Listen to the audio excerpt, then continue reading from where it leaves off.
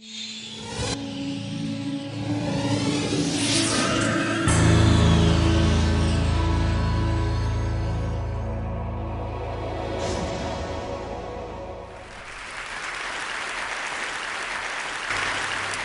there anything unique about human beings? There is. We're the only creatures with fully developed moral sentiments. We're obsessed with morality as social creatures. We need to know why people are doing what they're doing. And I personally am obsessed with morality. It's all due to this woman, Sister Mary Maristella, also known as my mom. As an altar boy, I breathed in a lot of incense, and I learned to say phrases in Latin. But I also had time to think about whether my mother's top-down morality applied to everybody. I saw that people who were religious and non-religious were equally obsessed with morality, and I thought maybe there's an earthly basis for moral decisions. But I wanted to go further than to say our brains make us moral. I wanted to know if there's a chemistry of morality. I wanted to know if there was a moral molecule. After 10 years of experiments, I found it. Oh, would you like to see it? I brought some with me. This little syringe contains the moral molecule.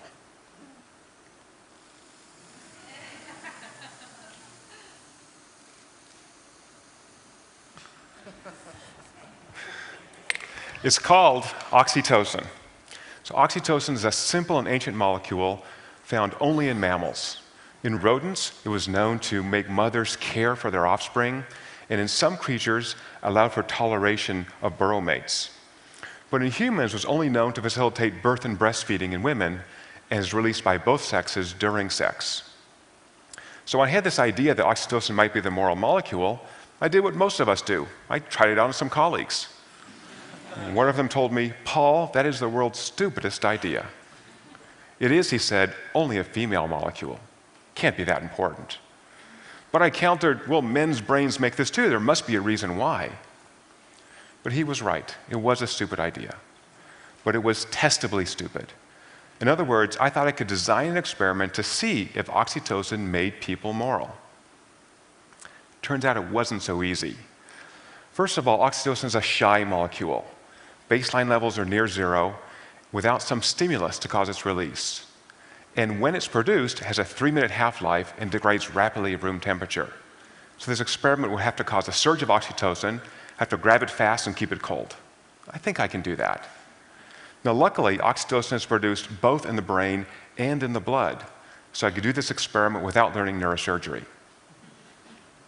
Then I had to measure morality. So taking on morality with a capital M is a huge project. So I started smaller.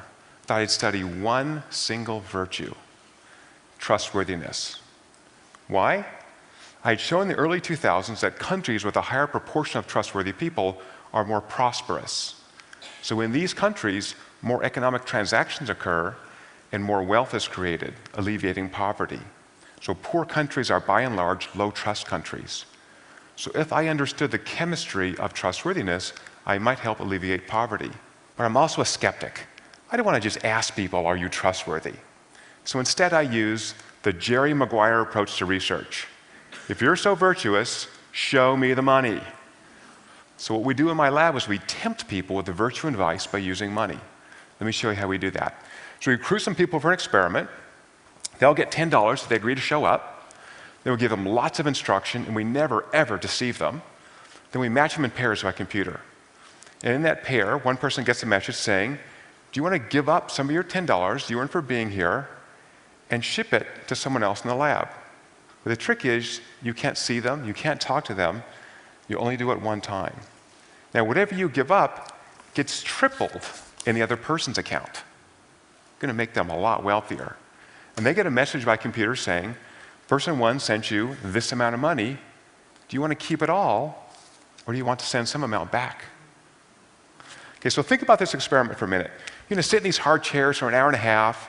Some mad scientist is going to jab your arm with a needle and take 4 tubes of blood. And now you want me to give up this money and ship it to a stranger? So this was the birth of vampire economics. Make a decision, give me some blood. So in fact, experimental economists had run this task around the world and for much higher stakes.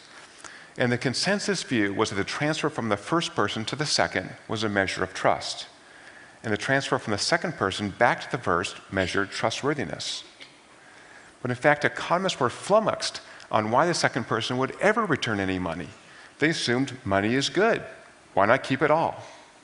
That's not what we found.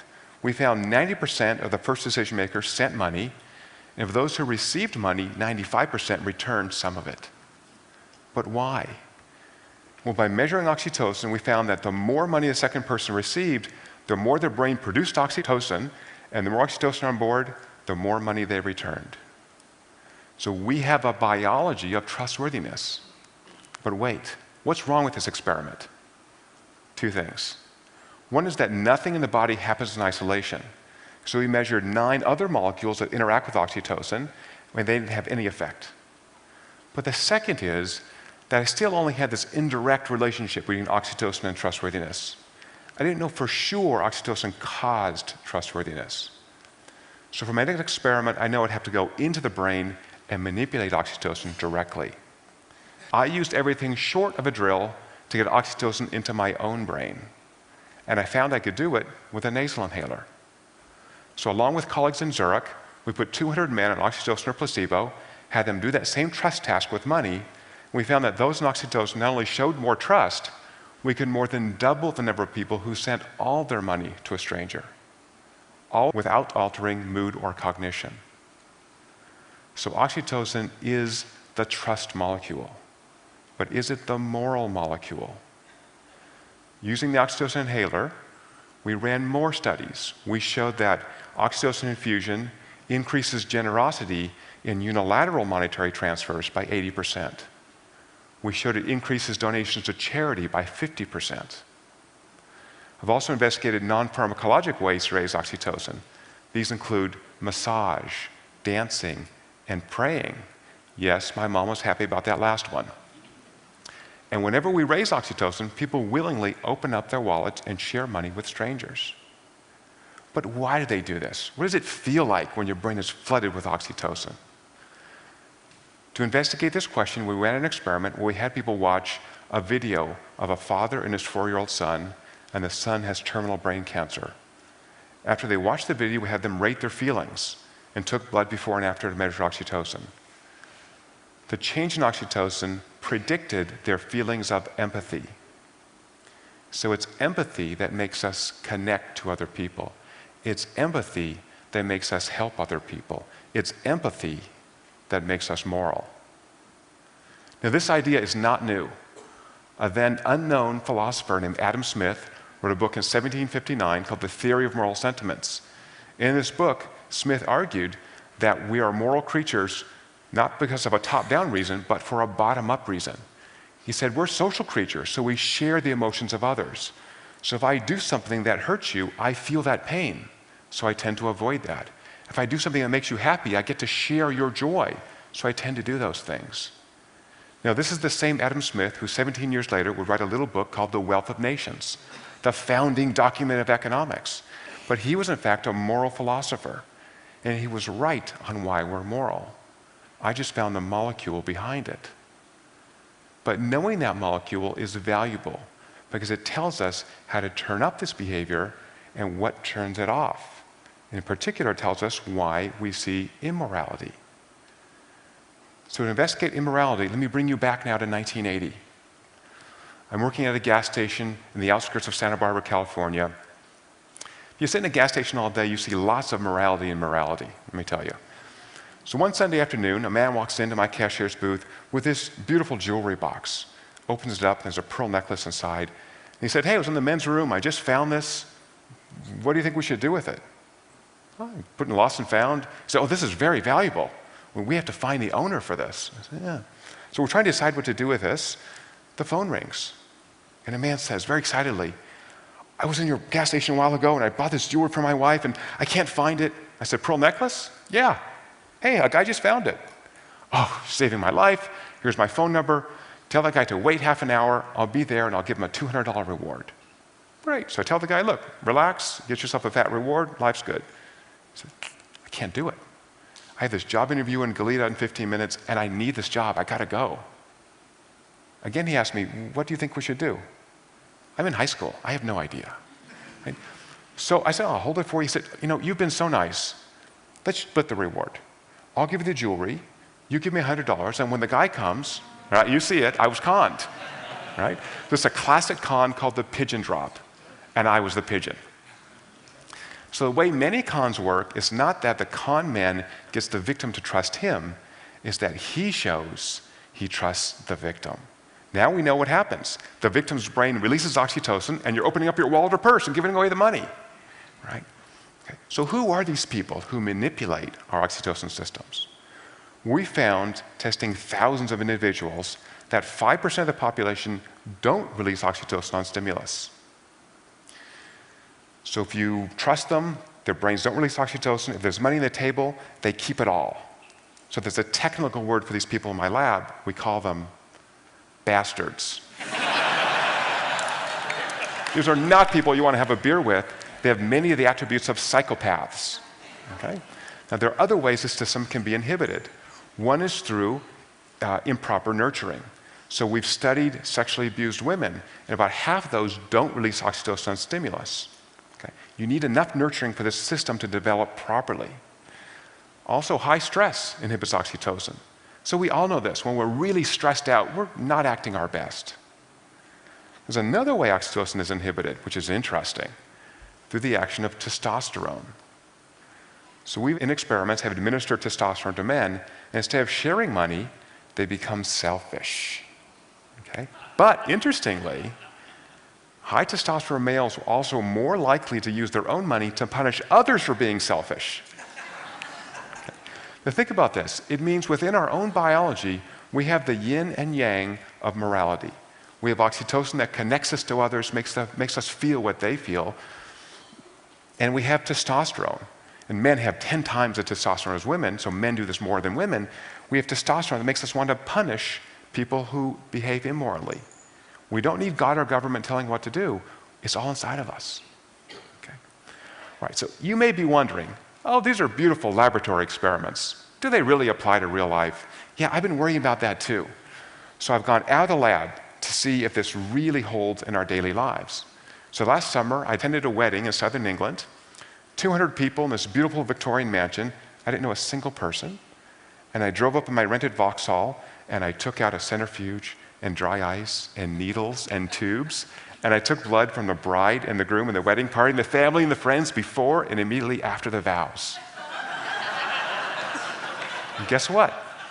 Weddings cause the release of oxytocin, but they do so in a very particular way. Who is the center of the wedding solar system? The bride. She had the biggest increase in oxytocin. Who loves the wedding almost as much as the bride? Her mother, that's right. Her mother was number 2. Then the groom's father, then the groom, then the family, then the friends, arrayed around the bride like planets around the sun. So I think it tells us that we've designed this ritual to connect us to this new couple. Connect us emotionally. Why? Because we need them to be successful at reproducing, to perpetuate the species. I also worried that my trust experiments with small amounts of money didn't really capture how often we actually trust our lives to strangers. So even though I have a fear of heights, I recently strapped myself to another human being and stepped out of an airplane at 12,000 feet. I took my blood before and after, and I had a huge spike in oxytocin. And there's so many ways we can connect to people. For example, through social media. Many people are tweeting right now. So we investigated the role of social media and found that using social media produces solid double-digit increases in oxytocin. So I ran this experiment recently for the Korean broadcasting system, and they had the reporters and their producers participate. And one of these guys, must have been 22, had a 150% spike in oxytocin. I mean, astounding. No one has this. So he was using social media in private. When I wrote my report to the Koreans, I said, look, I don't know what this guy was doing, but my guess was interacting with his mother or his girlfriend. They checked. He was interacting on his girlfriend's Facebook page. There you go. That's connection. Right? So there's tons of ways that we can connect to other people, and it seems to be universal. 2 weeks ago, I just got back from Papua New Guinea, where I went up to the highlands, very isolated tribes of subsistence farmers living as they have lived for millennia. There are 800 different languages in the highlands. These are the most primitive people in the world, and they indeed also release oxytocin. Okay, so oxytocin connects us to other people. Oxytocin makes us feel what other people feel, and it's so easy to cause people's brains to release oxytocin. I know how to do it, and my favorite way to do it is in fact the easiest. Let me show it to you.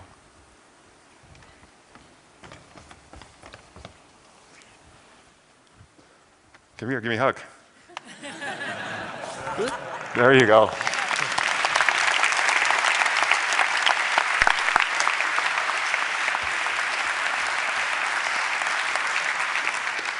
So my penchant for hugging other people has earned me the nickname Dr. Love. I'm happy to share a little more love in the world. It's great. But here's your prescription from Dr. Love. 8 hugs a day. We have found that people who release more oxytocin are happier. And they're happier because they have better relationships of all types. Dr. Love says 8 hugs a day. 8 hugs a day, you'll be happier and the world will be a better place. Of course, if you don't like to touch people, I can always shove this up your nose. Thank you.